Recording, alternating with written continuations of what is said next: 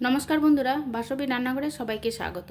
आज आमी आमड़ार आचार तैरी करे देखाबो। एगुलो कचि आमड़ा एकदम खेते खूबই सुस्वादु हय और अनेक दिन रेखेও खाওয়া যায়। ताहले देखुन बंधुरा आमी केमन करे तैरी करी आमड़ार टक झाल मिष्टि आचार। आमी एखाने 500 ग्राम आमड़ा निয়েছি। आमड़ागुलो खूबই कचि धुয়ে নিয়েছি आमड़ागुलो। এবার আমড়াগুলো কেটে নেব। আমি খোসা ছাড়াচ্ছি না, বোটার দিকটা এরকম করে কেটে দিলাম, দিয়ে এরকম করে দু ভাগ করে নিচ্ছি। দেখুন খুব কচি আমড়াগুলো, সেই জন্য আর খোসা ছাড়ালাম না। এরকম করে সবগুলো করে নেব। সব আমড়াগুলো এইভাবে আমি কেটে নিয়েছি। এবার একটা পাত্র নিয়েছি, শুকনো খোলায় কিছু মশলা ভেজে নেব।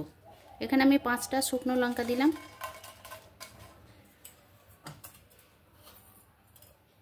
1 চামচ জিরে, 1 চামচ ধনে, 1 চামচ 5 ফোড়ন দিলাম আর সরষেটা একটু পরে দেব। গ্যাসের ফ্লেমটা কমিয়ে দিয়েছি, দিয়ে শুকনো খোলায় একটু ভেজে নেব।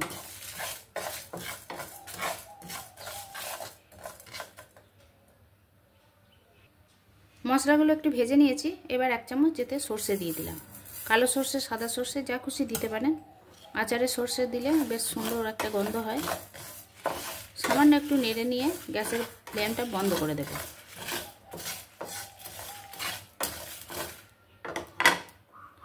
এবার গ্যাসের ফ্লেমটা বন্ধ করে দিলাম। এই পাত্রটার মধ্যে আমি এখন রাখছি, তাহলে মশলাগুলো আরেকটু রোস্ট হয়ে যাবে। এরকমই থাকবে, এখন একটু ঠান্ডা হোক। কড়াইয়ে 1 চামচ সরষের তেল দিয়েছি। আমি 2টো শুকনো লঙ্কা এরকম কেটে নিয়েছি, এটা দিয়ে দিচ্ছি। তেলটা গরম হয়ে গেছে, দিয়ে দিলাম। আর একটু 5 ফোড়ন দিলাম। এবার ফোড়নটা ভালো করে ভেজে নেব। ফোড়নটা ভাজা হয়ে গেছে, এবার আমড়াগুলো দিয়ে দিচ্ছি। এবার আমড়াগুলো একটু নেড়ে চেড়ে নেব।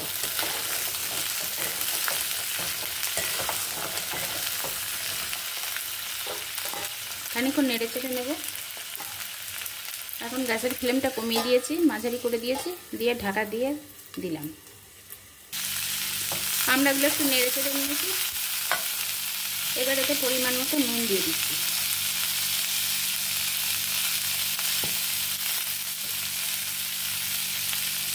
আর একটু হলুদ দিয়ে দিলাম।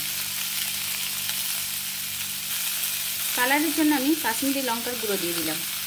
লাল লঙ্কার গুঁড়ো দিতে পারে। আবার নেড়ে চেড়ে নেব।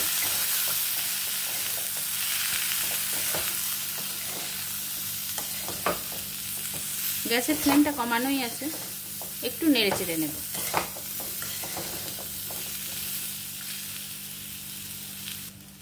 আমড়াগুলো নেড়ে চেড়ে নিয়েছি। এখনই দেখুন আমড়াগুলো অনেকটা সিদ্ধ হয়ে গেছে। আমি ওই জন্য আলাদা করে আর সিদ্ধ করিনি, কচি এখনই নরম হয়ে গেছে। এবার মিষ্টিটা আপনারা প্রয়োজন মতো দেবেন, নিজেদের প্রয়োজন মতো দেবেন। গ্যাসের ফ্লেমটা কমিয়ে দিয়েছি। এবার আস্তে আস্তে নাড়বো, গুড়টা গলে যাবে।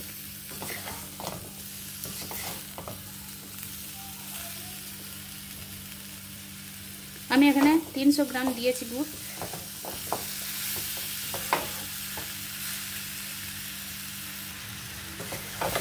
গ্যাসের ফ্লেমটা কমানো আছে, আমি মাঝে মাঝে একটু করে নেড়ে দিচ্ছি।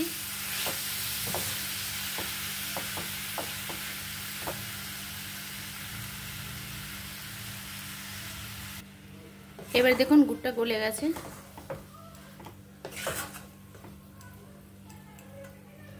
সামান্য একটু জল দিয়ে দিচ্ছি।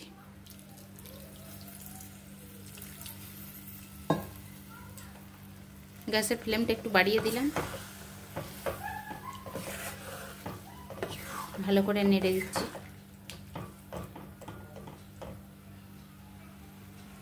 ফুটে গেছে। এবার গ্যাসের ফ্লেমটা মাঝারি করে দিলাম।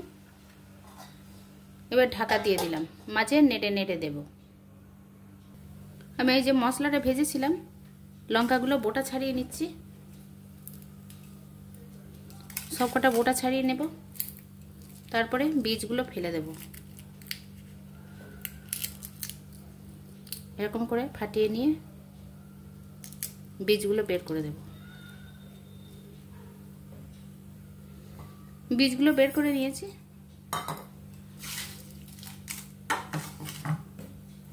একটু বীজ থাকলে অসুবিধা নেই, আমি বীজগুলো বেশিরভাগই বের করে দিয়েছি। এবার একটা মিক্সির পাত্র নিয়েছি, এর মধ্যে মশলাগুলো দিয়ে গুঁড়ো করে নেব। মশলাগুলো গুঁড়ো করে নিয়েছি। খুব বেশি মিহি করার দরকার নেই, একটু দানা দানা থাকলে ভালোই লাগবে।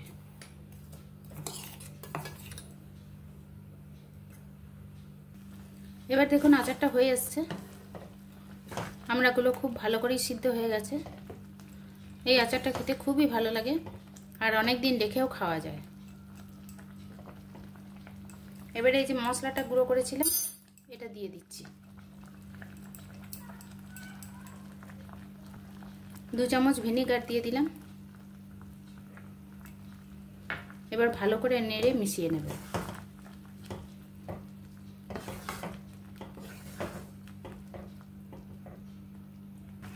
এবার আচারটা তৈরি হয়ে গেছে। গ্যাসের ফ্লেমটা বন্ধ করে দিচ্ছি।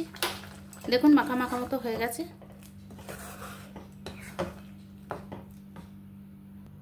আমি একটা পাত্রে ঢেলে নিয়েছি। দেখুন কত সুন্দর তৈরি হয়ে গেল আমড়ার আচার। দেখতেও কত সুন্দর হয়েছে, খেতেও খুব ভালো হবে আর অনেক দিন ধরে রেখেও খেতে পারবেন। দেখুন কত সুন্দর হয়েছে। ঠান্ডা হয়ে গেলে ঝোলটা আর একটু পুরু হয়ে যাবে। ঠান্ডা হয়ে গেলে একটা পরিষ্কার কাচের জারে রেখে দেবেন, অনেক দিন ভালো থাকবে। বন্ধুরা যদি ভালো লাগে আমার এই ভিডিওটা তাহলে সবাই আমার পাশে থাকবেন। সবাই ভালো থাকবেন। ধন্যবাদ।